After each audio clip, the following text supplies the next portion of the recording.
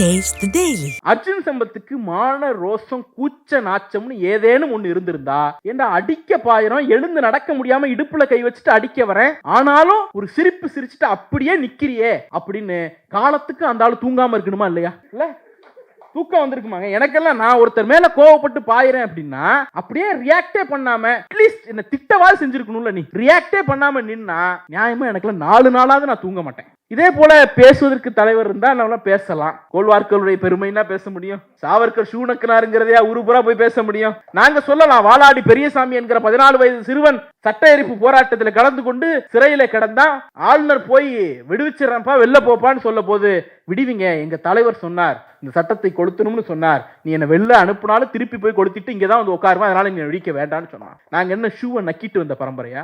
மன்னிப்பு கடிதம் எழுதி கொடுத்துட்டு வந்த பரம்பரையா?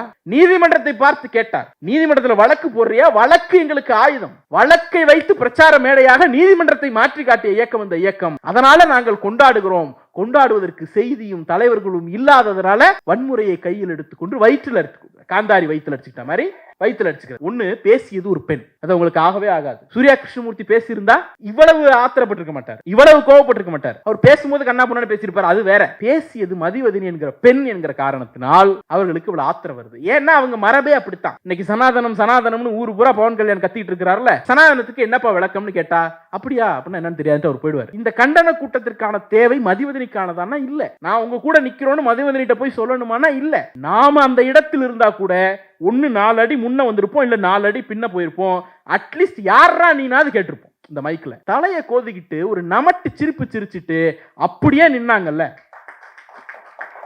தந்தை பெரியார் ஒரு காவலரை நோக்கி கைவிலங்கோடு இப்படி கையை தூக்கி காட்டுற அந்த படத்திற்கு இணையான ஒரு படம் அர்ஜுன் சம்பத் அடிக்க பாய்ந்த போது தலையை கோதிட்டு ஒரு நமட்டு சிரிப்பு சிரிச்சுட்டு அப்படி கம்பீரமாக நின்ற அந்த காட்சி. அப்ப அவங்களுக்கு போய் நாம உன் கூட நிக்கிறோம் துணைக்கு நிற்கிறோம் அப்படின்னு சொல்ல வேண்டிய அவசியம் இல்லை. நாராயணன் திருப்பதி யாரு? அவர் ஒரு பிறப்பால் பார்ப்பனர். அவர் உட்கார்ந்துருக்கிறார், இன்னொரு சங்கி உட்கார்ந்துருக்கிறாரு.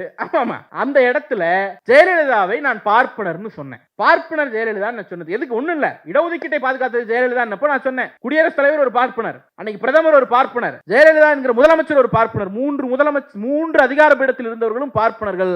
3 பார்ப்பனர்களை வைத்து தமிழ்நாட்டினுடைய 69% இடஒதுக்கீட்டை பாதுகாத்தவர் ஆசிரியர் என்று நான் சொன்னேன். இப்ப அன்னைக்கு அப்ப உடனே தாம் தூம்னு குதிக்கிறான். குதிச்சவன் பாப்பான்ல கத்துனா. நான் தான் கேட்டேன், நாராயணன் திருப்பதி பார்ப்பனர்ங்கிற வார்த்தையை பயன்படுத்தினார், அப்ப உனக்கு கோபம் வரல. நான் பார்ப்பனர்னு சொன்னா உனக்கு கோபம் வருதுன்னா அந்த வார்த்தையின் மீது கோபம் அல்ல. பார்ப்பனர் அல்லாத ஒருவர் என்னை எப்படி பார்ப்பனர்னு சொல்லலாம்? நீ எப்படா சொல்லலாம்? அப்ப அந்த அடையாளப்படுத்துதல் இருக்குல்ல, அவால பார்ப்பனர்னு சொல்லிட்டா பிரச்சனை இல்லை. அதனாலதான் பாரதியை விட்டுருவாங்க. பார்ப்பனை ஐயர் என்று சொன்ன காலமும் போச்சே, தண்டச்சோறுன்னு பார்ப்புன்னு சொன்னா பாரதியை ஒரு நாள் இவன் அடிக்க மாட்டானே, பாரதியை ஒரு நாள் இவன் கேள்வி கேட்க மாட்டானே.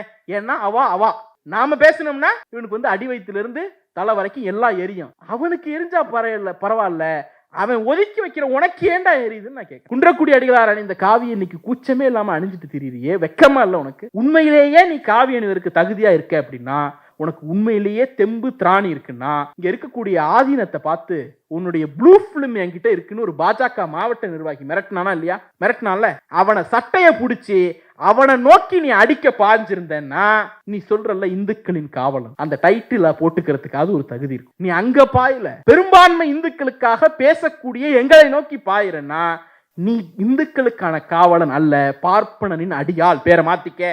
லட்டு பரிதாபங்கள் ஒன்று நடந்துச்சு, கருத்துரிமைக்கு எதிராக என்னெல்லாம் பண்ணி அவங்களை மன்னிப்பு கேட்க வச்சாங்கிறத பார்த்தோம். அதுக்கு முதல் நாள், அந்த வீடியோ வரத்துக்கு முதல் நாள் ஒரு மாமி சொல்றாங்க, நாங்கெல்லாம் திருப்பதி லட்டு சாப்பிட்றதே இல்லப்பா, எல்லாம் கை வைக்கிறா, எல்லாம் சாப்பிட்றா.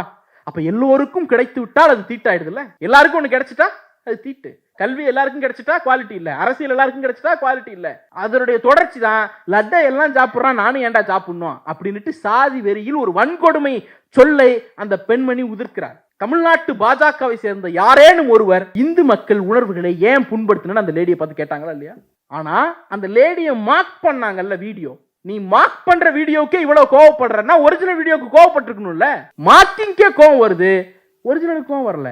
ஏன்னா ஒரிஜினலை சொன்னது ஒரு பார்ப்பன பெண், மார்க் பண்ணது ஒரு பார்ப்பனர் அல்லாதார். அப்ப பார்ப்பனர் சொன்னா அவங்களுக்கு கோவம் வராது, பார்ப்பனர் அல்லாதார் சொன்னா கோவம் வரும். இதுதான் அன்னைக்கு மாலை முரசு விவாத நிகழ்ச்சி நடந்தது. முதல்ல இவ்வளவு காம்ப்ளிகேட் பண்ணிட்டு இந்த மாதிரி ஒரு நிகழ்ச்சி நடத்துறோம், ஒரு கண்டன கூட்டம் நடத்துறோம் அப்படின்னு சொன்னா இந்த சம்பவம் எல்லாருக்கும் தெரியும். அந்த சம்பவத்தை நாம சொல்ல வேண்டிய அவசியம் கிடையாது. ஆனா அந்த சம்பவம் நடக்கிறதற்கு ஒரு மேடையில கருப்பு சட்டை போட்டுட்டு தன்னுடைய தத்துவத்தை, தன்னுடைய அரசியலை பேசுகிற போது எதிரிலே காவிகள் அச்சுறுத்துகிறார்கள், வன்முறையை கையில் எடுக்கிறார்கள், பதட்டம் அடைகிறாங்க அப்படின்னு சொன்னா அதற்கு அடிப்படையில் என்ன காரணம்? இந்த காரணத்தை நாம தெரிஞ்சுக்கிட்டோம்னா இந்த கூட்டம் எதுக்குங்கிறது புரிஞ்சிடும். ஒருத்தருக்கு எப்ப வன்முறையை நோக்கி செல்வோம் அப்படின்னா, கருத்து இருக்கிறப்ப வன்முறைக்கு போக மாட்டோம், துணிவு இருக்கிறப்ப வன்முறைக்கு போக மாட்டோம், தெம்பு இருக்கிறப்ப வன்முறைக்கு போக மாட்டோம். we are losing, நாம் களத்தை இழந்து கொண்டிருக்கிறோம், நமக்கு வேற வாய்ப்பே இல்லை என்கிற பதற்றத்தின் உச்சியில தான் ஒரு வன்முறையை கையில் எடுப்பான். அப்போ தமிழ்நாட்டில் காவிகளுக்கு ஏற்பட்டிருப்பது என்பது பதற்றத்தின் உச்சம். ஏன்னு சொன்னா இந்திய அளவிலேயே காவிகள் சரிவை சந்தித்துக் கொண்டிருக்கிறார்கள். பாஜகவிற்கு நிலையான வாக்கு வங்கி இருக்கான்னு கேட்டோம்னா சங்கி கூட ஒத்துக்க மாட்டான் எங்களுக்கு ஒரு நிலையான வாக்கு வங்கி இருக்கு அப்படின்னுட்டு. அதனால தான் மோடி என்கிற முகத்தை மாநில தேர்தல் நடந்தாலும் சரி, உள்ளாட்சி தேர்தல் நடந்தாலும் சரி, கவுன்சிலர் தேர்தல் நடந்தாலும் சரி, மோடிக்கு ஓட்டு போடு. இதுதான். நாங்க கவுன்சிலர் தேர்தலில் தலைவருக்கு ஓட்டு கேட்கறது கிடையாது. எங்க தேர்தல் நடந்தாலும் மோடிக்கு ஓட்டு போடு. சரி, எங்கேயோ ஒரு ப்ரீபோல், ஒரு தேர்தலுடைய கருத்து கணிப்புல கூட ஒரு சரிவு வருதுன்னா மோடி படத்தை எடுத்துட்டு நட்டா படத்தை வச்சிரு. அப்போ இந்த அளவிற்கு மோடி என்கிற இமேஜ் சென்ட்ரிக்கான ஓட் பேங்க் தான் பாஜகவோட ஓட் பேங்க். அந்த இமேஜ் சென்ட்ரிக்கான ஓட் பேங்கை வச்சு 2014 ஆண்டு தேர்தலில் அந்த இமேஜ் உச்சத்தில் இருந்தது. அப்படி உச்சத்தில் இருந்த போது ஏறக்குறைய ஒரு இடமோ என்னமோ ஜெயிச்சாங்க, கூட்டணியில் 2 இடமோ என்னமோ ஜெயிச்சாங்க. அதற்கு அடுத்து வந்த தேர்தலில் அது இன்னும் உச்சமடைந்தது. இந்தியா முழுக்க ஒரு சேவியர், காப்பாளன், ராணுவ வலிமை மொத்தமும் அவர் நெஞ்சுக்குள்ள தான் இருக்கு, அதனாலதான் 56 இன்ச்சு விரிஞ்சிருக்கு அப்படிங்கிற அளவிற்கு இந்தியாவில் பெரிய அளவில் நம்பிக்கை இருந்து மோடியோட இமேஜ் அதனுடைய பீக்கஸ்ட் பாயிண்ட்ல இருந்தது 2019. அப்போ அவர்கள் பெரிய அளவில் எண்ணிக்கையில் ஜெயிச்சாங்க. ஆனாலும் தமிழ்நாட்டில் ஒன்றும் பெருசா சாதிக்க முடியல. இன்னைக்கு எல்லா கட்சிகளும் சேர்ந்து நின்னேன். 2024 என்பது மோடியினுடைய இமேஜுக்கு இந்திய அளவிலேயே சரிவு ஏற்பட்ட ஒரு காலம். அப்படி இருக்கிறப்போ அந்த 2024 ஆண்டு தேர்தலையும் தமிழ்நாட்டில் எந்த சாதனையும் குறிப்பிடத்தகுந்த அளவில் அவர்களால் செய்ய முடியவில்லை. கடன் வாங்கி வேட்பாளர் போட்ட வேலூர்ல டெபாசிட் வாங்குறாங்க, சொந்த வேட்பாளர் போட்ட திருவண்ணாமலையில் டெபாசிட் இல்லை. அப்ப இதுதான் அவர்களுடைய அரசியல் என்பதை இந்த நாட்டிலிருந்து அவங்க நல்லா புரிஞ்சுக்கிட்டாங்க. நம்ம உச்சத்தில் இருந்த காலகட்டத்திலேயே இங்க ஒன்னும் சாதிக்க முடியல, ஒன்னுத்தையும் அறுக்க முடியல, ஒன்னுத்தையும் தாளிக்க முடியல, இன்னைக்கு நாம ஒண்ணுமே இல்லாம இந்திய அளவுல போயிட்டு இருக்கிறோம், இனி இங்கே என்ன செய்வது என்கிற பதட்டத்தினுடைய விளைவுதான் நாம் அரசியல் பேசுகிற போது கையிலே அவர்கள் செருப்பை எடுப்பதற்கான காரணம். அப்ப இந்த இது இன்னும் தொடரும், இந்த அச்சுறுத்தல் இன்னும் தொடரும். அவர்கள் மத்தியிலே இல்லாமல் போகிற வரைக்கும், ஒன்றியத்திலே துடைத்தெறியப்பட அந்த கடைசி துடைச்சி எரிஞ்சு இல்லைங்கிற லெவலுக்கு வரைக்கும் இந்த பதட்டம் உங்களுக்கு போகாது. ஐயோ போயிடுச்சே போயிடுச்சே போயிடுச்சே, ஒன்றும் இல்லாமல் பண்ணிடுவானுங்களே, திரும்பி நாமெல்லாம் ஓடணுமே அப்படின்னு அந்த பதட்டத்தினால தான் அவர்கள் ஆயுதத்தை தூக்கி கொண்டே இருக்கிறார்கள். இது ஒன்று. இன்னொன்று, இந்தியா முழுக்க இன்னைக்கு அவர்களுடைய ஆர்எஸ்எஸ் உடைய நூற்றாண்டு, திராவிட இயக்கத்துக்கு நூற்றாண்டு, ஆர்எஸ்எஸ்க்கு நூற்றாண்டு, இடதுசாரி இயக்கங்களுக்கு நூற்றாண்டு என்று இது ஒரு நூற்றாண்டுகளினுடைய காலம். நீங்க யோசிச்சு பாருங்க, நாம் என்ன பண்றோம், கன்னியாகுமரியிலிருந்து சென்னை வரைக்கும் தினசரி ஒரு 4 கூட்டமாவது பேசிக்கிட்டே இருக்கிறோம். திமுக கூட்டமாக இருக்கட்டும், இந்த பக்கம் திராவிடர் கழக கூட்டமா இருக்கட்டும், திராவிட இயக்க தமிழர் பேரவை கூட்டமா இருக்கட்டும், உள்ளரங்கம், வெளியில பொதுக்கூட்டம், சிறு கூட்டம், 10 பேர் இருந்தாலும் பரவாயில்ல நான் கூட்டம் போடுவேன் அப்படின்னு ஒரு பக்கம் கூட்டம் போட்டுட்டே இருக்கிறோம். இன்னொரு பக்கம் திமுக இளைஞரணி சார்பா யங்ஸ்டர்ஸை ரெக்ரூட் பண்ணி அவங்களை ட்ரெயின் பண்ணி அடுத்த கட்டத்துக்கு நகர்த்திட்டே இருக்கிறோம். அப்போ இன்றைக்கும் அரசியல் பேசுகிறோம், நாளைக்கு அரசியல் பேசுவதற்கான தளபதிகளையும் அந்த கருத்து ஆயுதங்களையும் தயார் பண்ணிட்டே இருக்கிறோம். இது ரெண்டுமே நடந்துகிட்டே இருக்கு. யோசிச்சு பாருங்க, கலைஞருக்கு நூற்றாண்டு கொண்டாடணும், சுயமரியாதை இயக்கத்துக்கு நூற்றாண்டு கொண்டாடணும்.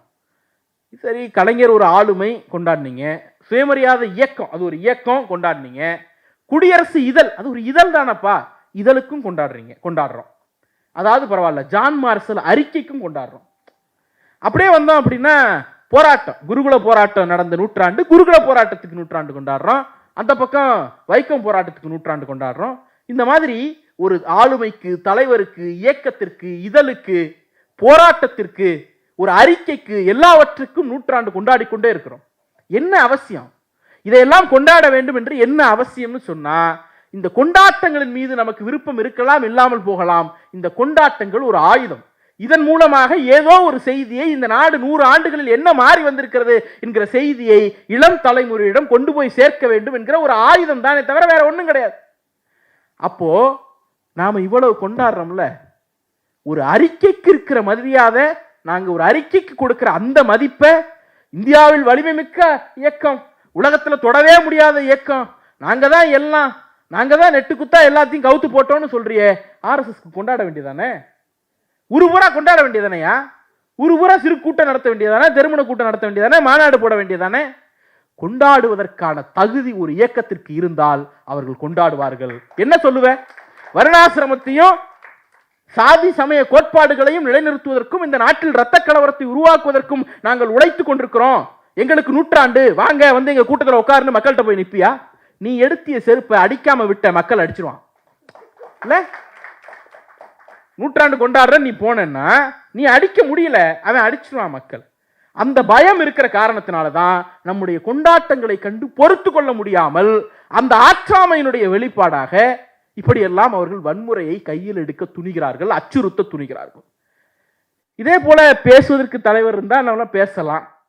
கோல்வார்க்கருடைய பெருமைன்னா பேச முடியும். சாவர்கர் ஷூனக்கனாருங்கிறதையா உருபுறா போய் பேச முடியும்? நாங்க சொல்லலாம், வாலாடி பெரியசாமி என்கிற 14 வயது சிறுவன் சட்ட எரிப்பு போராட்டத்தில் கலந்து கொண்டு சிறையில கிடந்தா, ஆளுநர் போய் விடுவிச்சிடறப்பா வெளில போப்பான்னு சொல்ல போது, விடுவிங்க, எங்க தலைவர் சொன்னார் இந்த சட்டத்தை கொளுத்தணும்னு சொன்னார், நீ என்ன வெளில அனுப்புனாலும் திருப்பி போய் கொளுத்திட்டு இங்கதான் வந்து உட்காருமா, அதனால நீங்க விடிக்க வேண்டாம்னு சொன்னான். நாங்க என்ன ஷூவை நக்கிட்டு வந்த பரம்பரையா? மன்னிப்பு கடிதம் எழுதி கொடுத்துட்டு வந்த பரம்பரையா? நீதிமன்றத்தை பார்த்து கேட்டார், நீதிமன்றத்தில் வழக்கு போடுறியா? வழக்கு எங்களுக்கு ஆயுதம். வழக்கை வைத்து பிரச்சார மேடையாக நீதிமன்றத்தை மாற்றி காட்டிய இயக்கம் இந்த இயக்கம். அதனால நாங்கள் கொண்டாடுகிறோம். கொண்டாடுவதற்கு செய்தியும் தலைவர்களும் இல்லாததுனால வன்முறையை கையில் எடுத்துக்கொண்டு வயிற்றில் அடிச்சுக்கொண்டு, காந்தாரி வயிற்றில் அடிச்சுக்கிட்ட மாதிரி வயிற்றில் அடிச்சுக்கிறது. நமக்கு அந்த கதைகளின் மீது நம்பிக்கை இல்லை, இருந்தாலும் சொல்றேன், அவனுக்கு நம்பிக்கை இருக்குல்ல. இன்னொரு முக்கியமான விஷயம் இருக்குதுல்ல, அந்த குறிப்பிட்ட நிகழ்ச்சியில அவர் வந்து தென்காசிலையும் இதே மாதிரி ஒரு சம்பவம் நடக்குது. அதற்கு அடுத்து ஒரு வாரத்தில் ஒரு விவாத மேடை வெளிப்படையாக பதிவு செய்யப்பட்டு கொண்டிருக்கிறது. நம்ம தோழர்களும் இருக்கிறாங்க, காவிகளும் இருக்கிறார்கள், எல்லாரும் இருக்கிறாங்க. அந்த இடத்துல ஒரு செய்தி சொன்னதற்காக இவரே, நீங்க கீழே இருந்து ஒரு செருப்பு தூக்கி காட்டுறான். இப்ப காவி சங்கி எல்லாம் என்ன புது விளக்கம் கொடுக்குறாங்கன்னா, கருப்பு சட்டைக்காரன் செருப்பு தூத்தினா அப்படின்ட்டு. அது கிரீன் சட்டை, கண்ணு தெரியணும், கருத்து தான் தெரியலன்னா கண்ணும் தெரியல அவனுக்கு.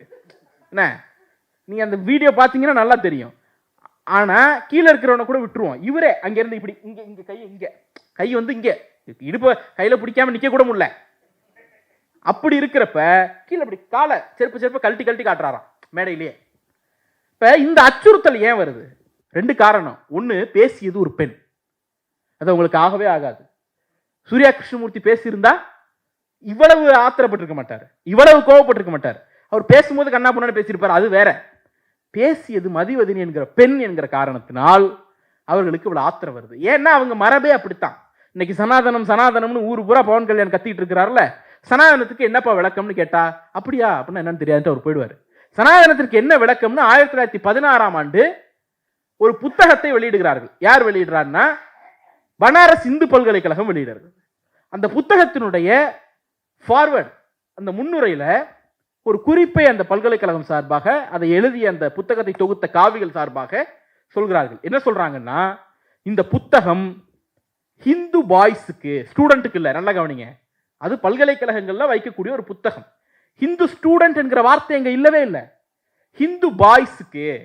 அப்போ உன் மதத்தை காப்பாற்றக்கூடிய ஒரு தத்துவத்தை, அது எதுக்கு நோக்கம்னு கேட்டோம்னா, இந்தியாவினுடைய அல்லது நேஷனல் ரிலீஜன் என்னங்கிற உணர்வை இந்து பாய்ஸுக்கு ஊட்டுவதற்காகத்தான் நாங்க வந்து இந்த புத்தகத்தை எழுதுறோம் அப்படின்னு ப்ரிஃபேஸ்ல கொடுத்துருக்கோம். உள்ள நீங்க எல்லா சாப்டரையும் படிச்சு பார்த்தீங்கன்னா நம்ம சொல்லுவோம், இதை தோழர்கள் புரிந்து கொள்ள வேண்டும் அப்படின்னு நம்ம சொல்றோம்ல. அவன் எப்படி சொல்றான்னா, இதை இந்து பாய்ஸ் புரிந்து கொள்ள வேண்டும், இதை இந்து பாய்ஸ் தெரிந்து கொள்ள வேண்டும், இப்படிதான் சொல்றான். அப்போ ஒரு மதத்தை அடுத்த கட்டத்திற்கு பரப்ப வேண்டும், வலுப்படுத்த வேண்டும் என்கிற சிந்தனை இருக்குல்ல, அதுல கூட அவர்கள் பெண்களுக்கு இடம் கொடுத்தது கிடையாது. அந்த அளவிற்கு ஆணாதிக்க சிந்தனையின் மொத்த வடிவம் தான் காவி கூட்டம். நீங்க யோசிச்சு பாருங்க, 1916 அவர்கள் இந்த மாதிரி புத்தகம் எழுதி பெண்களை எக்ஸ்க்ளூட் பண்ணி ஹிந்து பாய்ஸ்னு எழுதிட்டு இருந்த போது நீதி கட்சி இங்கே பெண்களுக்கு வாக்குரிமை கொடுப்பது குறித்து சிந்தித்துக் கொண்டோம். இப்ப நூற்றாண்டுல போய் நான் சொல்லுவேன், நீதி கட்சி பெண்களுக்கு உலகிலேயே முதல் முறையே வாக்குரிமை கொடுத்த இயக்கம் நாங்கன்னு நான் சொல்லுவேன். பெண்களை எக்ஸ்க்ளூட் பண்ணிட்டு ஹிந்து பாய்ஸ்னு எழுதி வச்சவன்டா நாங்கன்னு சொல்லுவியா நீ? முடியுமா? ஆக எதுவுமே இல்லை சொல்றதுக்கு. சொன்ன அடித்து விரட்டுவார்கள் என்கிற அச்சம் தான். நீங்க இன்னொரு செய்தி இருக்கிறது. இந்த முக்கியமா தோழர் மதி பேசுனது இன்னும் அவங்களுக்கு கோபம். அண்ணா ஒரு தன்வரலாறு நூல் எழுதினார். அது அண்ணாவால் எழுதி முடிக்கப்பட முடியவில்லை. அண்ணா சொன்ன செய்திகளின் அடிப்படையில் அண்ணா பரிமளம் அவர்கள் அதை பின்னால எழுதி தொகுத்தாங்க. அதுல ஒரு வரலாற்று நிகழ்வை அண்ணா குறிப்பிடுகிறார். அண்ணாவும் பெரியாருக்கு துணையாக அண்ணாவும் வடநாட்டு சுற்றுப்பயணம் போறாங்க. வடநாட்டு சுற்றுப்பயணம் போகிற போது அங்க பெரியார் நல்ல பெரிய தாடி ஈடெல்லாம் வச்சுட்டு இருப்பார். நம்ம அப்பா கௌரா மாதிரி பெரிய அளவில் அவரை விட பெரிய தாடி இருக்கும். தாடி எல்லாம் வச்சுட்டு இருக்கிறத பார்த்தோன்னா அங்க சாமியாரை தானே அவன் பார்த்துருப்பான். இன்னைக்கு இருக்கிற சாமியார்கள் மாதிரி கிடையாது. அன்னைக்கு ஷேவிங்லாம் பண்ணாம தான் சாமியார் இருந்தான். இன்னைக்கு இருக்கிறதுலே ஹை அண்ட் கார் என்னவோ அதை யூஸ் பண்றவங்க தான் சாமியார். நம்ம அந்த கணக்குள்ள போக வேண்டாம். அன்னைக்கு வடநாட்டை சேர்ந்த ஒரு சாமியார் பொதுவாகவே பெரிய அளவில் தாடி மலிக்காத தலையெல்லாம் பழுப்பேறி இந்த மாதிரி தான் இருந்திருப்பாங்க. இப்போ இதை பார்த்த உடனே பெரியாரை பார்த்த உடனே அவங்க எல்லாம் என்ன சொல்றாங்கன்னா, பெரிய சாமியும் சின்ன சாமியும் வந்திருக்கு. யாரு? பெரியார் பெரிய சாமி, கூட வந்திருக்க அண்ணா அவருடைய சிஷியன் சின்ன சாமி, 2 பேரும் வந்திருக்காங்க அப்படின்ட்டு அவர்கள் எல்லாம் கொண்டாடுகிறார்கள். நிறைய பேர் குறி கேட்கிறாங்க. ஒரு கட்டத்தில் என்ன பண்றாருன்னா, ஒரு கல்லூரிக்கு பேச அழைக்கிறார்கள். பெரியாரும் இவரும் போறாங்க. கல்லூரிக்கு பேசும்போது சந்தனத்தெல்லாம் நெத்தியில பூசுறது, குங்குமத்தெல்லாம் நெத்தியில வச்சு விடுறது, பன்னீரெல்லாம் மேலே ஊத்துறது, இந்த மாதிரி ஒரு சாமிக்கு என்ன சடங்குகள்லாம் செய்வாங்களோ அந்த சடங்குகள்லாம் பெரியாருக்கு அண்ணாவுக்கு செய்கிறாங்க. அண்ணாவுக்கு ஒரு மாதிரி ரொம்ப ஆக்வர்டாராரு, கோவப்படுறாரு. இல்லை நம்ம பேசிடுவோம் அப்படிங்கிற மாதிரி. பெரியார் தான் சொன்னாராம், செத்த அமைதியா இருங்க நான் பார்த்துக்கிறேன் அப்படின்னாராம். உள்ள போயிட்டு பெரியார் ஒரு 2-2.5 மணி நேரம் உரையாற்றி இருக்கிறார். உரையாற்றி முடித்த பிறகு அண்ணா அந்த இடத்தில் எழுதுகிறார், மொத்தமும் சந்தனம் வச்சு சங்கபரிவார ஆரிய கூட்டமாக இருந்தவர்கள் ராவணாக்கி ஜே என்று முழக்கமிட்டார்கள். ராவணன் வாழ்க என்று அந்த வடநாட்டு இளைஞர்கள் முழக்கமிட்டார்கள் அப்படின்னு அண்ணா பதிவு பண்றார். ராஜபாளையம் பக்கத்துல ஒரு பிளட் டொனேஷன் கேம்ப், அது ஒரு கூட்டம் கூட கிடையாது. நமக்கு எல்லாமே பகுத்தறிவு கருத்துரை பரப்பக்கூடிய ஆயுதங்கள் தான். அது போராட்டமா இருக்கட்டும், கண்டன கூட்டமா இருக்கட்டும், பிளட் டொனேஷன் கேம்பா இருக்கட்டும், எல்லாமே நம்ம போய் கருத்து பேசுவோம். ஏன்னா பிறப்பிலிருந்து இறப்பு வரைக்கும் எல்லாவற்றோடும் உரையாற்றுவதை ஒரு பழக்கமாக வச்சிருக்கோம். இப்போ குழந்தை பெற்றோன்னு பேர் வைக்கணுமா, அங்க நம்ம தலைவர் யாராவது ஒருத்தர் உரையாற்றுவார். யாராவது இறந்து போயிட்டானா சுடுகாட்டிலேயே கூட்டம் போட்டு பேசுவோம். கல்யாணம் பண்றியா அங்கேயும் பேசுவோம். எல்லா இடத்துலையும் பேசி வளர்ந்த இயக்கம் அந்த இயக்கம். அப்போ அந்த பிளட் டொனேஷன் கேம்ப்ல தோழர் மதிவதனி பேசுறாங்க. ராஜபாளையம் பக்கத்துல நடக்குது. அவர் பேசுனது ஒரு 20 to 25 நிமிடம் தான் இருக்கும், அதிகபட்சம்லாம் கிடையாது. நீங்க தென் பகுதிகளில் பெரிய அளவில் இந்த சாதி கயிறு குறித்த ஒரு பிரச்சனை பெரிய அளவில் சர்ச்சை ஆயிட்டு இருக்கு. அது நமக்கு நல்லா தெரியும். அந்த அறிக்கை வந்தபோது ஒரு நீதிபதியே என்ன சொல்றாருன்னா, இந்த அறிக்கை வந்த பிறகுதான் நான் நெத்தியில குங்குமம் வைக்கிறேன், திண்ணூர் வைக்கிறேன் அப்படின்னு சொல்றாரு. இதே காலகட்டத்தில் நடந்த கூட்டம் நான் சொல்றேன், ராஜபாளையம் கூட்டம். இந்த ராஜபாளையம் கூட்டத்தில் அதிகபட்சம் ஒரு 15 வயதிலிருந்து 18 வயதுக்குள்ள இருக்கும் ஒரு சிறுமி பெண். அந்த பெண் கையில கட்டியிருந்த கயிறை அவுத்துட்டு நான் இனிமே கயிறு கட்ட மாட்டேன்னு மதிவதனிட்ட சொல்லிட்டு போனாங்க. ஒரு 20 நிமிட உரை தான். அப்போ இது ஒரு சம்பவம். தென்காசியில் நானும் தோழர் மதிவதனியும் ஒரு கூட்டம் பேசணும். திராவிட இயக்க தமிழர் பேரவை கூட்டம் தான். அந்த கூட்டத்திற்கு நிறை மாத கர்ப்பிணியாக அந்த பெண்ணுக்கு இயக்கத்திற்கு எந்த தொடர்பும் கிடையாது. அவர் இயக்கத்தில் திராவிட இயக்க தமிழர் பேரவையிலையோ திராவிட கழகத்திலேயோ திமுகலையோ உறுப்பினராக இல்லை, பொறுப்புல கிடையாது. அந்த பகுதியைச் சேர்ந்த ஒரு பெண், தென்காசியை சேர்ந்த ஒரு பெண், நிறை மாத கர்ப்பிணி. காலையிலே ரூம்ல தோழர் மதியை பார்த்துட்டு திருப்பி ஈவினிங் மாடி படியேறி அந்த கூட்டத்தில் அமர்ந்து கூட்டம் முடிகிற வரைக்கும் கூட்டம் கேட்டுட்டு போனாங்க. இந்த செய்தி, இந்த சம்பவம் காவிகள் எந்த காலத்திலையும் கனவுலையும் நினைச்சு பார்க்க முடியாத ஒரு சம்பவம். தாம்பரத்தில் ஒரு கூட்டம், நீட்டு பத்தின கூட்டம் தொடங்கும் போது ஒரு 30 பேர் கூட இருந்திருக்க மாட்டாங்க. பேசி முடிக்கிற போது அது எப்படி குடும்பங்களை பாதிக்குது, நமக்கு என்ன நீட், என் புள்ள படிக்க போறது இல்லை, என் புள்ள படிச்சு ஏற்கனவே இன்ஜினியர் ஆயிடுச்சு, இதுக்கு மேலே நான் என் நீட்டை பற்றி கவலைப்படணும் அப்படின்னு அங்கே இருந்த மார்க்கெட்டை சுற்றி இருந்த அவ்வளவு பேரும் அந்த உரையாற்றி தோழர் மதிவதனி உரையாற்றி அமருகிற போது எங்களுக்கு எவ்வளவு பெரிய பாதிப்புங்கிறத நீங்க சொல்லித்தான் தெரியும்னு வரிசையா ஒரு 20 பேர் சொன்னதை கண்கூடாக பார்த்தவன் நான். அதேதான் இந்த மாதிரி இம்பாக்டை யாரெல்லாம் கிரியேட் பண்றாங்கிறது ரொம்ப முக்கியம். எல்லாரும் பேசுறோம், நான் பேசுறேன். ஆனால் எங்களாலெல்லாம் ஏற்படுத்த முடியாத ஒரு இம்பாக்ட் இருக்குல்ல, அந்த இம்பாக்டை தோழர் மதிவதனி திராவிட இயக்கத்தின் சார்பாக இன்று ஏற்படுத்தி கொண்டிருக்கிறார். ஒரு ஆளுமையை, நம் பக்கத்தில் இருக்கக்கூடிய ஒருவருடைய ஆளுமையை நாம் கண்டறிந்து கொள்வதை விட எதிரிகள் மிக தெளிவாக கண்டறிந்து கொள்வார்கள். நாம் மதிவதனியினுடைய ஆளுமையை அர்ஜுன் சம்பத்தின் கோபத்திலிருந்து மதிப்பிட முடியும். அவ்வளவு ஒரு இம்பாக்ட்ஃபுல்லான ஒரேட்டரா, இம்பாக்ட்ஃபுல்லான ஒரு ஒரு ஆளுமையாக அவர் வளர்ந்து நிற்கிறார். அப்படிங்கிறதுனால தான் பதட்டப்படுறான். ஒன்றும் சமாளிக்க முடியல அப்படிங்கிறதுனால தான் அந்த பதட்டத்தோட விளைவு. நான் இன்னும் சொல்றேன், அந்த இடம், நான் இப்போ இன்னைக்கு வந்து நம்ம கண்டன கூட்டம் நடத்துறோம். இந்த கண்டன கூட்டத்திற்கான தேவை மதிவதனிக்கானதானா இல்லை. நான் உங்க கூட நிக்கிறோன்னு மதிவதனிட்ட போய் சொல்லணுமானா இல்லை. நாம அந்த இடத்தில் இருந்தா கூட ஒன்னு 4 அடி முன்ன வந்திருப்போம், இல்ல 4 அடி பின்ன போயிருப்போம். அட்லீஸ்ட் யாரா நீனாவது கேட்டிருப்போம். இந்த மைக்ல தலையை கோதிக்கிட்டு ஒரு நமட்டு சிரிப்பு சிரிச்சிட்டு அப்படியே நின்னாங்கல்ல. தந்தை பெரியார் ஒரு காவலரை நோக்கி கைவிலங்கோடு இப்படி கையை தூக்கி காட்டுற அந்த படத்திற்கு இணையான ஒரு படம் அர்ஜுன் சம்பத் அடிக்க பாய்ந்த போது தலையை கோதிட்டு ஒரு நமட்டு சிரிப்பு சிரிச்சிட்டு அப்படி கம்பீரமாக நின்ற அந்த காட்சி. அப்ப அவங்களுக்கு போய் நாம வந்து உன் கூட நிற்கிறோம், துணைக்கு நிற்கிறோம் அப்படின்னு சொல்ல வேண்டிய அவசியம் இல்லை. ஆனால் செய்தி இருக்கிறது. நீங்கள் ஒரு மதிவதனி அவர்களை வரவேற்கிறேன். செய்தி இருக்கிறது என்னன்னா, நீங்க வந்து யாரையும் அச்சுறுத்தி விட்டு நிம்மதியாக இருந்து விட முடியாது. அர்ஜுன் சம்பத்துக்கு மான ரோஷம் கூச்ச நாச்சம்னு ஏதேனும் ஒன்று இருந்திருந்தா, ஏண்டா அடிக்க பாயிரம், எழுந்து நடக்க முடியாம இடுப்புல கை வச்சுட்டு அடிக்க வரேன், ஆனாலும் ஒரு சிரிப்பு சிரிச்சுட்டு அப்படியே நிக்கிறியே அப்படின்னு காலத்துக்கு அந்த ஆள் தூங்காம இருக்கணுமா இல்லையா? இல்ல தூக்கம் வந்திருக்குமாங்க. எனக்கெல்லாம் நான் ஒருத்தர் மேல கோவப்பட்டு பாயிறேன் அப்படின்னா அப்படியே ரியாக்டே பண்ணாம, அட்லீஸ்ட் என்ன திட்டவாது செஞ்சிருக்கணும்ல. நீ ரியாக்டே பண்ணாம நின்னா நியாயமா எனக்குலாம் 4 நாளாவது நான் தூங்க மாட்டேன். ஆக இவர்களுக்கு சொல்ல வேண்டிய செய்தி ஒன்னே ஒண்ணுதான். நீங்க வந்து உங்களுடைய பதட்டத்தை எங்கள் மீது திணிக்காதீர்கள். நாங்கள் பதட்டமோ கோபமோ பட்டால் உங்களால் தாங்க முடியாது. எண்ணிக்கையில் நீங்கள் எவ்வளவு, எண்ணிக்கையில் நாங்கள் எவ்வளவு, அதை மட்டும் பேசுவோம். வலிமையெல்லாம் அப்புறம் கவுண்ட பேசும். அப்ப அதையும் சேர்த்து நாம பார்க்க வேண்டிய தேவை இருக்கிறது.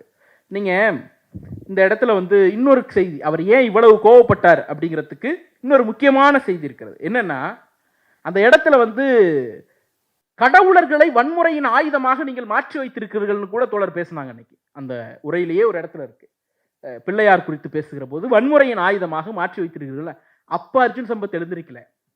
அதுதான் முக்கியமான இடம். கடவுளை வன்முறையின் ஆயுதமாக காவிகள் மாற்றி வைத்தீர்கள் என்று சொல்லுகிற போது அர்ஜுன் சம்பத்துக்கு கோபம் வருவதில்லை. நீங்கள் பார்ப்பனர்களுக்கு உரைக்கிறீர்கள் என்று சொல்லுகிற போது கோபம் வருகிறது என்று சொன்னால், அவர்கள் கடவுளை தூக்கி ஓரமாக வைத்துவிட்டு பார்ப்பனர்களை பாதுகாப்பதற்காக அரசியல் நடத்தி கொண்டிருக்கிறார். அவருடைய அல்டிமேட் டார்கெட் என்னன்னா, கடவுளை பாதுகாக்கிறது இல்ல, கடவுளின் பெயரால் பார்ப்பனர்களை பாதுகாப்பதுதான் காவிகளினுடைய ஒட்டுமொத்த அரசியல். அந்த அரசியலை 4 வார்த்தையில அம்பலப்படுத்த முடியும்னு தோழர் செய்து காட்டியதுனால தான் அவ்வளவு கோபம். ஒரு விவாதத்துல நான் சொன்ன ஒரு சங்கியை பார்த்து, நம்ம தோழர் தனியரசு அவர்கள் வந்து பாரத் மாதா கி ஜேன்னு வந்து ஒரு நேத்து வரைக்கும் அதிமுக இருந்தவர் இன்னைக்கு போய் பாரத் மாதா கி ஜேன்னு சொல்றாரு, கூச்சமா இல்லையா அப்படின்னு கேட்டார் ஒரு டிபேட்ல. அதுக்கு அந்த சங்கி வந்து, சங்கின்னா இப்ப நேரடியான பேர்லாம் ஒரு நாள் வரமாட்டான், வலதுசாரியோ பொருளாதார நிபுணரோ போட்டிருந்தாங்க. என்ன அவர் வந்து கோவப்படுறாரு, எப்படி பாரத் மாதா கி ஜேவை இப்படி சொல்லலாம் ஊன்னாரு. நான் கேட்டேன், பாரத் மாதா கி ஜேங்கிறது இந்த நாட்டில் சுதந்திர சிந்தனையை, சுதந்திர உணர்ச்சியை எழுப்புவதற்கு ஒரு காலத்தில் பயன்பட்ட சொல். ஆமா, ஒத்துக்கிறோம், புனிதமான சொல் அப்படின்னே வச்சுக்கோங்க. அது எப்ப புனிதமா இருந்துச்சு? இந்த நாட்டில் வெள்ளைக்காரனை விரட்டுவோம், நாமெல்லாம் சாதி மதம் கடந்து ஒன்னா நிற்போம் வாடான்னு கூப்பிட்டான்ல, அப்ப அது புனிதமா இருந்துச்சு. ஒரு கலவரம் பண்ணிட்டு கலவரம் பண்ண இடத்துல ஒன்ன பாதுகாத்துக்கிறதுக்கு நீ வன்முறையின் ஆயுதமா பாரத் மாதா கே ஜேங்கிறத பயன்படுத்தினா அதுல எப்படி நான் என்ன அசோசியேட் பண்ணிக்க முடியும்? ஒண்ணும் இல்லைங்க. பிஜேபியோட லீடர்ஸ் இருக்கிறாங்க, எல்லாரும் பிரஸ் மீட் கொடுக்குறாங்க. அந்த பிரஸ் மீட் கொடுக்கும் பொழுது பதில் சொல்ல முடியாத நெருடலான கேள்வியை யாரேனும் கேட்டுவிட்டால் அடுத்த நிமிஷம் ஸ்பான்டேனியஸா, இந்த நம்ம நான் இங்க கிள்னா இந்த எனக்கு வந்து வலிய இந்த நர்வு சொல்லணும், மூளை நரம்பு எனக்கு சொல்லுதோ இல்லையோ, ஒரு நெருக்கடியான கேள்வியை யாரேனும் கேட்டுவிட்டா பக்கத்தில் இருக்கிற சங்கி பூரா பாரத் மாதா கி ஜெயன்னு கத்துறான். அப்ப என்னன்னா, பதிலளிக்க முடியாத இடங்களில், கேள்வியை எதிர்கொள்ள முடியாத இடங்களில், தான் அம்பலப்படுகிற இடங்களில் தன்னை தற்காத்துக் கொள்வதற்கான வன்முறையின் ஆயுதமாக பாரத் மாதா கி ஜெய் என்கிறதை நீங்கள் பயன்படுத்துகிறீர்கள் அப்படின்னு. அந்த சங்கிக்கு கோபமே வரலங்க, உண்மையிலே கோபம் வரல. ஆனா அதே டிபேட்ல பார்ப்பனர்கள் நான் சொன்ன கடந்து வானத்துக்கும் பூமிக்குமா குதிக்கிறான். இன்னொரு டிபேட், காந்தி பேசிய ராமராஜ்யம் வேற, நாங்க இன்னைக்கு பிஜேபி பேசக்கூடிய ராமராஜ்யம் வேற. காந்தி அன்பின் உருவமா ராமரை பார்த்தார், இன்னைக்கு நீங்க வன்முறை ஆயுதமா பாக்குறீங்க அப்படின்னு நான் சொன்னேன். அந்த ராமராஜ்யத்தையுமே நாம எதிர்த்தோம், அது தனி கதை. நாடாளுமன்ற விவாதத்திலேயே போயிட்டு ராமராஜ்யம் அமைப்பொன்னு காந்தியார் சொன்னதை காங்கிரஸ் சொன்ன போது, ராமராஜ்யம் ஒரு உட்டோப்பிய கனவு, ராமராஜ்யம்ங்கிறது ஒரு சிந்தனையே கிடையாது, அதுல டெமோக்ரஸியும் கிடையாது, ஹியூமனிட்டியும் கிடையாது, எதுவுமே கிடையாது. அப்படி ஒரு ராஜ்யத்தை நீங்கள் அமைத்தால் சமூகர்களாகிய எங்களுக்கு அதில் என்ன இடம்னு கேட்டவர் தோழர் ஏவிபி ஆசைத்தம்பி அவர்கள், இந்த திராவிட முன்னேற்ற கழகத்தினுடைய நாடாளுமன்ற உறுப்பினர். அப்ப காந்தி சொன்ன அன்பின் உருவான ராமராஜ்யம் இருக்குல்ல, அந்த ராமராஜ்யத்தையே தூக்கி குப்பையில் வீசுங்கள் என்று சொன்ன கட்சி இந்த கட்சி, நாடாளுமன்றத்திலேயே சொன்ன கட்சி இந்த கட்சி. ஆனா இன்னைக்கு வன்முறையின் வடிவாக ராமரை நீங்கள் பயன்படுத்தி கொண்டு இந்த மாதிரி ஊரு பூரா கலவரம் பண்ணிட்டு இருக்கீங்களேன்னு கேட்டேன். அன்னைக்கும் அந்த சங்கி கோவப்படலை. ஆனால் இன்னொரு இடத்துல நாராயணன் திருப்பதி யாரு, அவர் ஒரு பிறப்பால் பார்ப்பனர், அவர் உட்கார்ந்துருக்கிறார், இன்னொரு சங்கி உட்கார்ந்துருக்கிறாரு. ஆமாமா, அந்த இடத்துல ஜெயலலிதாவை நான் பார்ப்பனர்னு சொன்னேன். பார்ப்பனர் ஜெயலலிதா நான் சொன்னது எதுக்கு, ஒண்ணும் இல்ல, இடஒதுக்கீட்டை பாதுகாத்தது ஜெயலலிதா. நான் சொன்னேன் குடியரசுத் தலைவர் ஒரு பார்ப்பனர், அன்னைக்கு பிரதமர் ஒரு பார்ப்பனர், ஜெயலலிதா என்கிற முதலமைச்சர் ஒரு பார்ப்பனர், மூன்று அதிகார பீடத்தில் இருந்தவர்களும் பார்ப்பனர்கள். 3 பார்ப்பனர்களை வைத்து தமிழ்நாட்டினுடைய 69% இடஒதுக்கீட்டை பாதுகாத்தவர் ஆசிரியர் என்று நான் சொன்னேன்.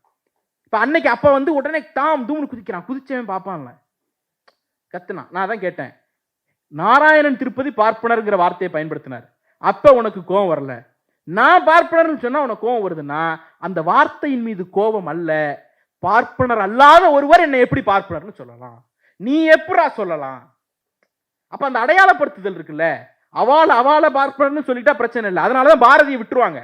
பார்ப்பனை ஐயர் என்று சொன்ன காலமும் போச்சே, தண்டச்சோறுன்னும் பார்ப்புன்னு சொன்னான்.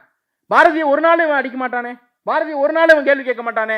ஏன்னா அவா நாம பேசணும்னா இவனுக்கு வந்து அடி வயிற்றிலிருந்து தலை வரைக்கும் எல்லாம் எரியும்.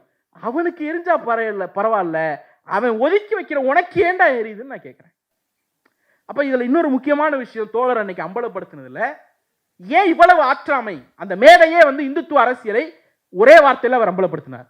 நீங்க இந்துங்கிறீங்க, பிசி எம்பிசி எஸ்சி எஸ்டிக்கு நீங்க என்ன பண்ணீங்க? செய்தது பூரா பார்ப்பனர் நலன் தானே அப்படின்னீங்க. ஒன்றும் இல்லை, அவர் சொன்னதோட ஒரே வரி, இந்துத்துவம் பேசக்கூடியவர்கள் முன்வைக்கக்கூடிய இந்து நலன் என்பது பார்ப்பனர் நலன் அன்றி வேற ஒன்றும் கிடையாது இல்லையா? இதை அவர் அம்பலப்படுத்தணும்னு அவருக்கு கோபம் வருது. நீங்க அந்த மேடையே கவனிங்க, கோவப்பட்டு எழுந்து வந்த அர்ஜுன் சம்பத்தும் பார்ப்பனர் அல்லாதவர், பின்னாடி நின்று கத்திக்கிட்டு இருந்த இன்னும் நாகராஜன் நினைக்கிறேன், அவரும் பார்ப்பனர் அல்லாதவர். சலனமே இல்லாமல் அமைதியாக உட்கார்ந்திருந்த ஒருவர் யார்? யார்? குறுக்கு அவர் என்ன போட்டிருந்தார்? அப்ப என்ன செய்தின்னா, 2000 ஆண்டு கால இந்துத்துவ அரசியல் இதைத்தான் சொல்லுகிறது, எங்களை பாதுகாக்க நீ அடியாளாக மார். இவ்வளவுதான் இந்துத்துவ அரசியல். இந்த அரசியலை அந்த மேடையில் அம்பலப்படுத்துவதற்கு அது ஒரு சாட்சியாக இருக்கிறது. அந்த நிகழ்வு ஒரு சாட்சியா இருக்கு. நீங்க யோசிச்சு பாருங்க, ஏன் கோபம் வருது அவனுக்கு? நீ வந்து இந்துக்களுக்கு எதிரி கடவுளுக்கு எதிரின்னு சொன்னப்ப கோபம் வரல, நீ பார்ப்பனனுக்காக இந்துவை ஒரு அரசியலுக்கு பயன்படுத்துறன்னு சொல்றப்ப கோபம் வருது. என்ன நடக்காதே சொல்லிட்டோம். நாம இன்னைக்கு வந்து ஐஏஎஸ் எக்ஸாம் எழுதுறோம், பிரிலிம்ஸ் மெயின்ஸ் இன்டர்வியூன்னு 3 எழுதுறோம். பிரிலிம்ஸ்ல நீங்க ரிசர்வேஷனை பயன்படுத்திக்கிட்டீங்க, மெயின்ஸ்ல பயன்படுத்திக்கிட்டீங்கன்னா இன்டர்வியூல பயன்படுத்த முடியாது. நான் மெயின்ஸ்லையும் பிரிலிம்ஸ்லையும் பயன்படுத்தல அப்படின்னு சொன்னீங்கன்னா இன்டர்வியூல பயன்படுத்திக்கலாம். அது ஒரு தேர்வு தான், 3 தேர்வு கிடையாது. ஒரு தேர்வில் 3 கட்டங்களாக நடக்கிற தேர்வுல ஒரு இடத்துல மட்டும்தான் உங்களால ரிசர்வேஷனை பயன்படுத்த முடியும். யாரு? நம்ம. ஆனா ஒரு ஐஏஎஸ் படிச்சு அது ட்ரைனிங் எடுத்து பிராக்டிஸ் பண்ணி அப்புறம் ஐஏஎஸ் எழுதி கிளியர் பண்ணி ஐஏஎஸ் ஆஃபீஸரா வந்து டாப் ரேங்கிங்ல வந்து உட்காந்து அவன் அண்டர் செக்ரட்டரியா ஜூனியரா சீனியரா எல்லா வகையிலும் டைரக்டரா செக்ரட்டரியாலாம் பணியாற்றி கேபினெட் செக்ரட்டரி அந்தஸ்துக்கு வரத்துக்குள்ள அவனுக்கு ஆயுசு போயிடும். நம்மளால வரவே முடியாது, இடையிலேயே இன்னெலிஜிபிள்னு தூக்கி அடிச்சிருவான், ப்ரமோஷனே இருக்காது. ஆனால் அப்படி வரக்கூடிய ஒருவர் 50 ஆண்டுகள் உழைத்து நம்மால் வரக்கூடிய ஒரு இடத்தை, 30 ஆண்டுகள் உழைத்து நம்மால் வரக்கூடிய ஒரு இடத்தை சாதாரணமா தூக்கி கொடுக்குறான் லேட்டரல் என்ட்ரிங்கிற பேர்ல. அது யாருக்கு கொடுத்த? அப்படி லேட்டரல் என்ட்ரில வந்தவங்க தானே மாதாபி புர்ச்சு. இன்னைக்கு என்ன நடந்துச்சு? பங்கு சந்தை ஊழல்னு வந்து நிக்குதா இல்லையா? ஒருவேளை அந்த இடத்தில் நம்மவா ஒருத்தன் அந்த ஊழலில் பெயர் சிக்கி இருந்தால் அவன் பிஜேபி காரனாகவே இருக்கட்டும். இந்த ஊடகங்களும் இந்திய கருத்துருவாக்க சக்திகளும் இப்படிதான் டீல் பண்ணுவாங்களா? அப்ப இந்த அரசியல் தெளிவானது. பார்ப்பனர் பார்ப்பனர் அல்லாதார் அரசியல் தான் இந்த அரசியல் என்பதை அந்த நிகழ்வு மேலும் மேலும் வட்டமிட்டு காட்டு. நான் இன்னொரு உதாரணம் சொல்றேன். இடபிள்யூஎஸ் வந்து மருத்துவ ஒதுக்கீடு இருக்கு, அதாவது மெடிக்கல் சீட்ஸ். ஆல் இண்டியா கோட்டான்னு மெடிக்கல் சீட்ல ஒன்று இருக்கு. அந்த மெடிக்கல் கோட்டா ஆல் இண்டியா சீட்ல ஓபிசிக்கு இடஒதுக்கீடு கிடையாது, ஆனா இடபிள்யூஎஸ்க்கு இடஒதுக்கீடு கொடுக்குறான். அப்ப நாம என்ன கேட்கிறோம்?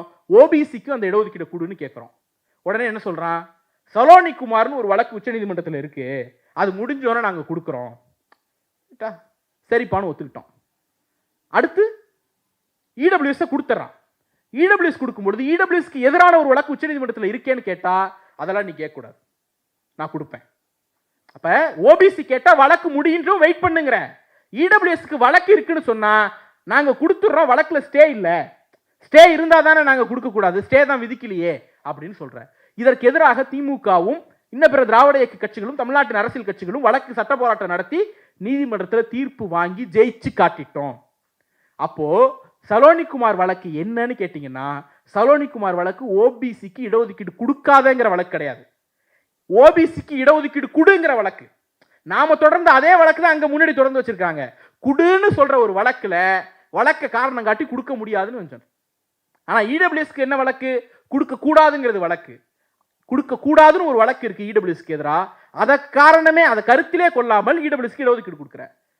ஓபிசிக்கு இடஒதுக்கீடு குடுன்னு ஒரு வழக்கு இருக்கு, அந்த வழக்க காரணம் காட்டி ஓபிசிக்கு இடஒதுக்கீடு கொடுக்க மாட்டேற. தீர்ப்பு வாங்கியாச்சு, உயர்நீதிமன்றத்தில் தீர்ப்பு வாங்கின பிறகும் கொடுக்கல. Dravida Munnetra Kazhagam contempt of the court போட்டு தான் இந்தியா முழுக்க இருக்கக்கூடிய எல்லா ஓபிசிக்கு சமூக நீதியை வாங்கி கொடுத்தது. அப்ப பார்ப்பனர் அல்லாத ஓபிசிகளுக்கு, பிசி எம்பிசி எஸ்சி எஸ்டி மக்களுக்கு உழைக்கக்கூடியவர்கள் யார்?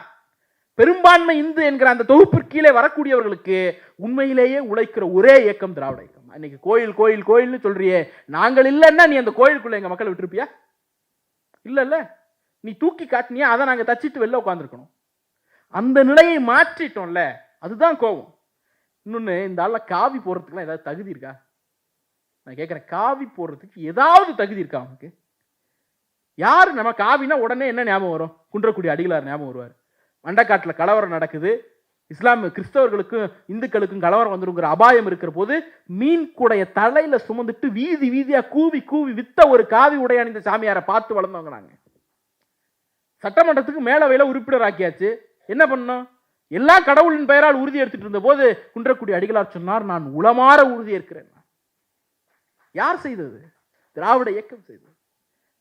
பொண்டாட்டி வேணாம், புள்ள வேணாம், அம்மா வேணாம், அப்பா வேணாம், சொத்து சுகம் ஊரு உறவு எதுவுமே வேணான்னு தூக்கி போட்டுட்டு அடிகளாரா போறேன்னு அருணகிரி அடிகள் போயிட்டாரு.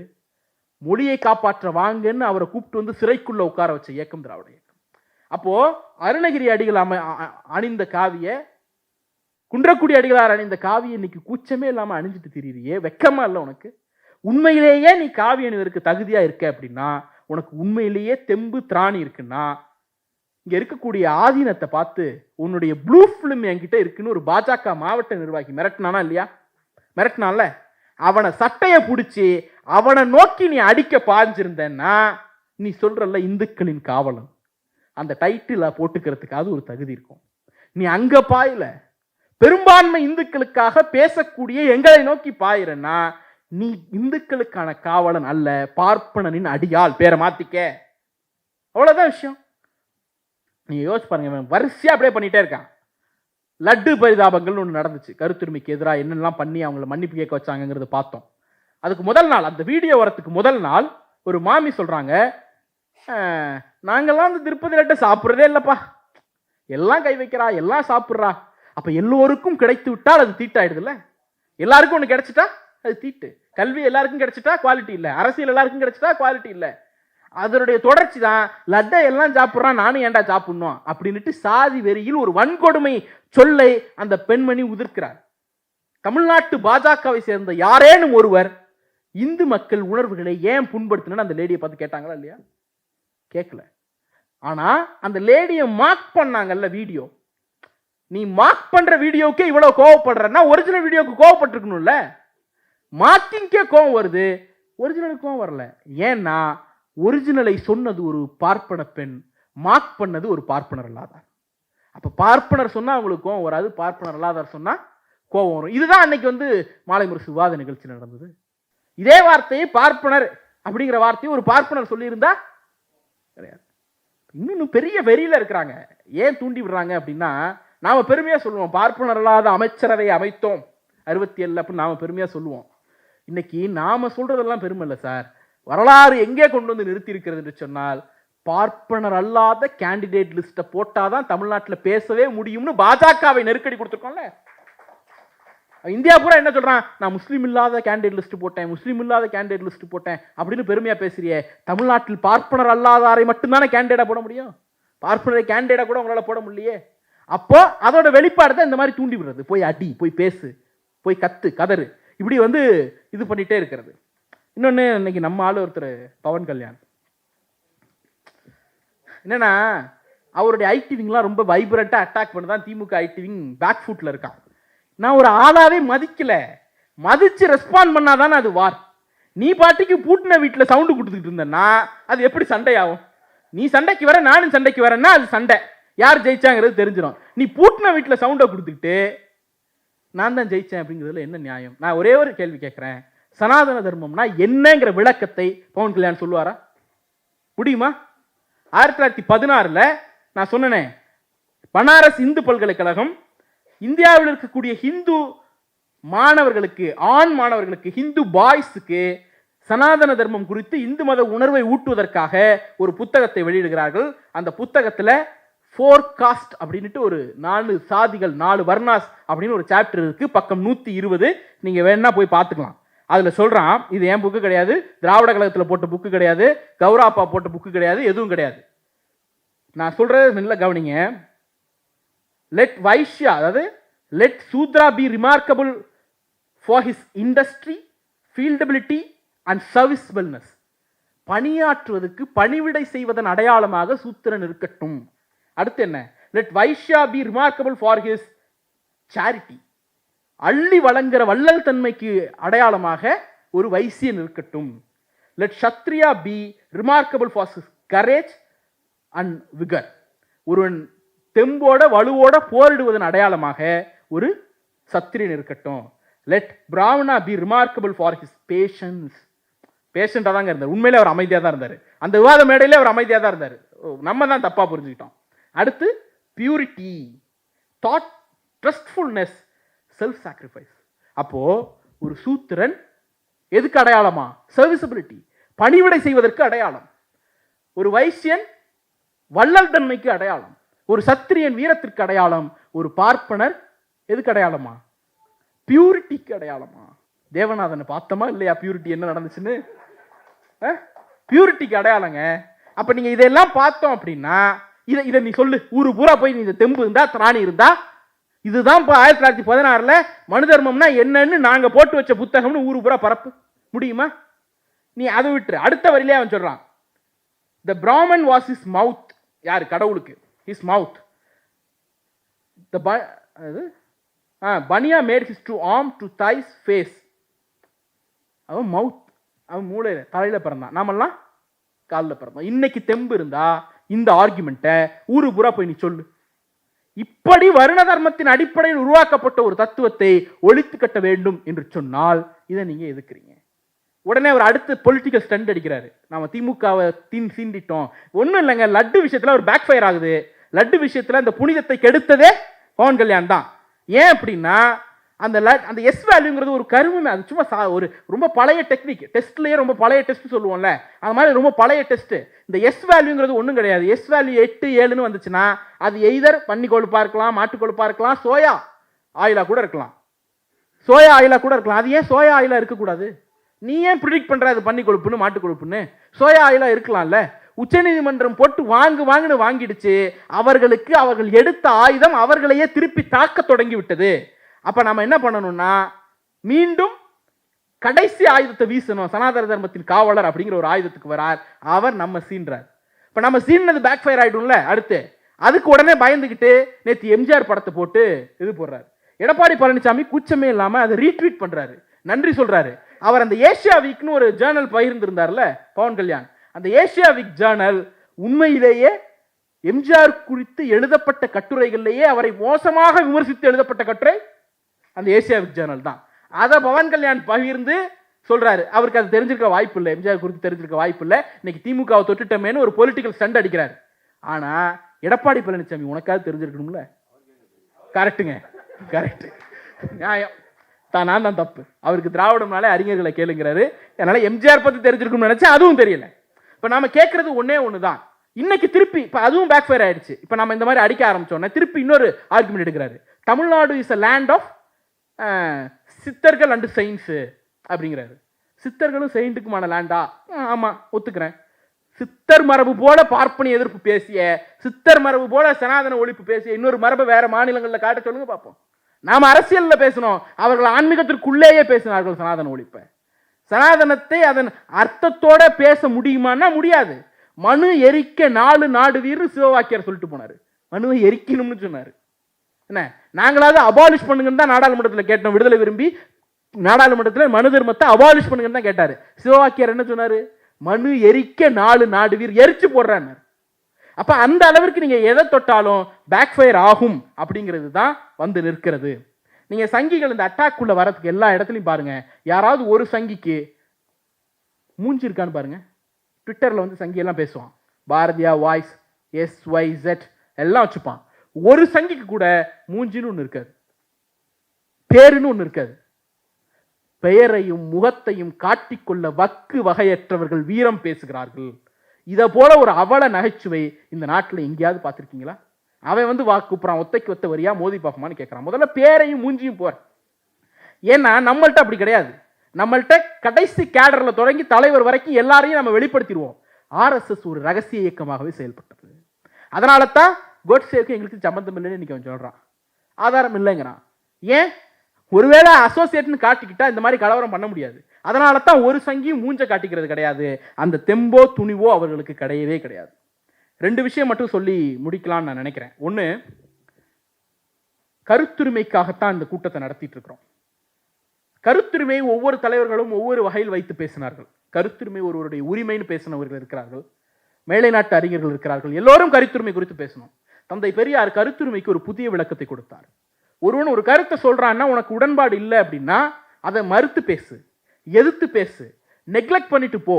ஆனால் அதை பேசக்கூடாது என்று அவனை தடுக்காதே. ஏங்கிறதுக்கு தான் ஒரு விளக்கம் சொல்றார். அது கருத்துரிமை மட்டும் கிடையாது.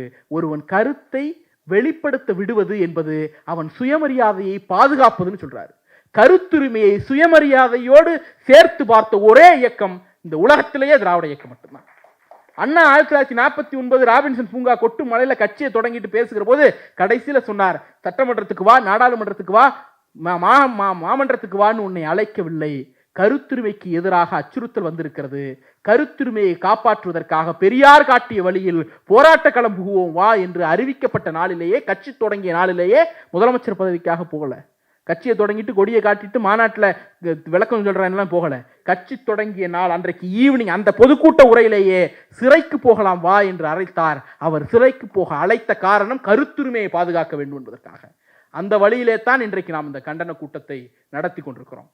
நீங்க தமுக்கு இருக்குல்ல, தமுக்கு, இந்த தமுக்கு அடிக்கிறது, தமுக்கு அடிச்சுட்டு ஒருத்தர் வந்து இன்று மாலை ஒவ்வொரு கிராமத்தில் போயிட்டு இன்று மாலை பட்டுக்கோட்டை அழகிரி மேலவீதி கலைஞர் திடலில் மேலவீதி திடலில் பேசுவார் அப்படின்ட்டு ஊரு பூரா தமுக்கு அடிச்சுட்டே போவாராம். ஈவினிங் ஒருத்தர் வந்து பேசுவாராம். காலையில தமுக்கு அடிச்ச அதே பட்டுக்கோட்டை அழகிரி தான் ஈவினிங் கூட்டம் பேசுவார். ஆக தமுக்கை ஆயுதமாக பயன்படுத்திய இயக்கம் இந்த இயக்கம்.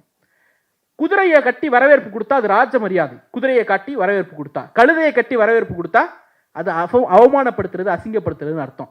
அப்படி பட்டுக்கோட்டை அழகிரி வருகிற போது ஒரு கழுதையை கட்டி வரவேற்பு கொடுக்குறாங்க. அந்த கழுதையை கூட்டிட்டு போய் கூட்ட மேடைக்கு பக்கத்துல கட்டி வச்சுட்டு கேளு கழுதையே கேளு அப்படின்னு அந்த உரை முழுக்க அந்த கழுதைக்கு ஆற்றினார். மக்களுக்கு என்ன உரையாற்றணுமோ அந்த கழுதைக்கு ஆற்றினார். கழுதையை ஆயுதமாக மாற்றிய இயக்கம் இந்த இயக்கம். உங்களுக்கு நல்லாக தெரியும், சுவர் எழுத்து சுப்பையா கையில் ஒரு தார்ட்டினை வச்சுட்டு ஊரு பூரா அவர் எழுதின எழுத்து திராவிட இயக்க மேடைகளில் ஆகப்பெரிய கருத்து பெட்டகம். நீங்க அப்ப யோசிச்சு பாருங்க, அவர் கையில் இருந்த தாரை வாங்கி அவர் மேல ஊத்துனவன் இருக்கிறான். தாரை ஆயுதமாக பயன்படுத்திய இயக்கம் இந்த இயக்கம். எங்களுக்கு பட்டுக்கோட்டை அழகிரி தமுக்க ஆயுதமாக பயன்படுத்தினார். பட்டுக்கோட்டை அழகிரி கழுதையை ஆயுதமாக பயன்படுத்தினார். எங்களுடைய சுவரெழுத்து சுப்பையா தார ஆயுதமாக பயன்படுத்தினார். தந்தை பெரியார் செருப்பையே ஆயுதமாக பயன்படுத்தினார். செருப்பொன்று போட்டால் சிலை ஒன்று முளைக்கும்னு அந்த நிலையை ஏற்படுத்தினோம். எங்களிடம் ஆசிர் தியாகராஜன் என்ற ஒருவரும் இருந்தார். தார் எடுத்து ஊத்துனா வாங்கிட்டு போறதுக்கு சுவரெழுத்து சுப்பையா இருந்தார். ஆசிர் தியாகராஜன் என்கிற ஒருவரும் இந்த இயக்கத்தில் இருந்தார். அதனால பேச்சா இருக்கிற வரைக்கும் பாதுகாப்பு யாருக்கு? எங்களுக்கு இல்ல, உனக்கு. பேச்சு மீறுது, கை நீளுது அப்படின்னா நீள்றதுக்கு எதுவும் இருக்காது. நன்றி, வணக்கம்.